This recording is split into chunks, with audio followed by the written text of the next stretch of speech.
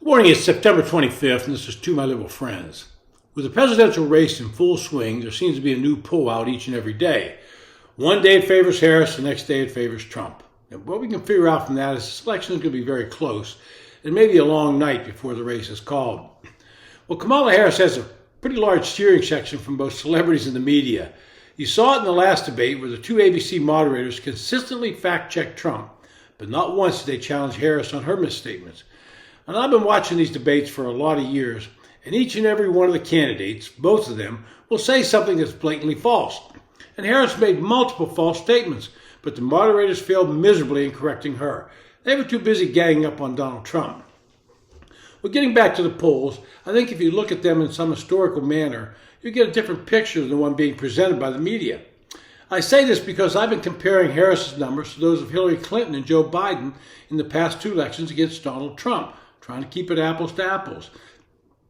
At this point in time, the polls showed both Clinton and Biden ahead of Trump.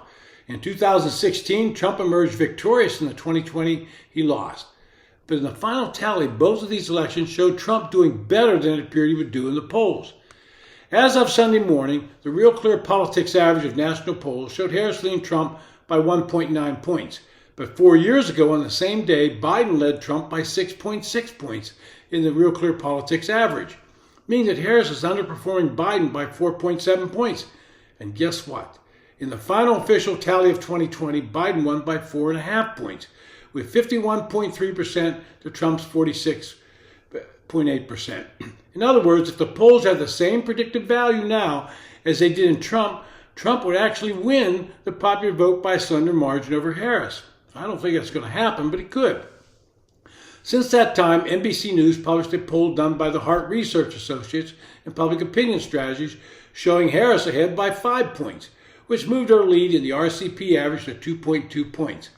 However, the comparison factor was scarcely changed since the NBC News Wall Street Journal poll from mid-September 2020, done by the same firm, had Biden ahead by 8 points. Now do the same comparison with polls from the 2016 election.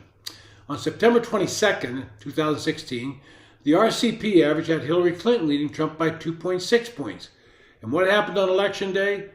Although Hillary won the national popular vote by a 2.1 margin, she got beat by Trump in several key states, notably Pennsylvania, Michigan, and Wisconsin. Remember, she never even went to Wisconsin. So that Trump won 304 electoral college votes to Clinton's 227.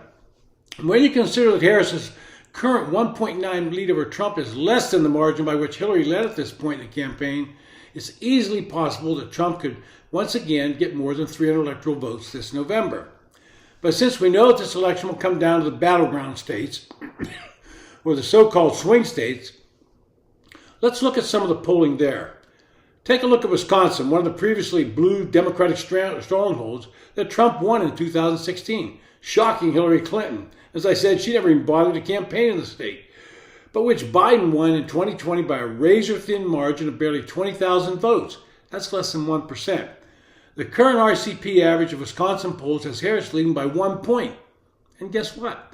4 years ago, the RCP average had Biden leading by 6.4 points in Wisconsin. On the same date in 2016, that average had Hillary ahead by 4.7 in Wisconsin.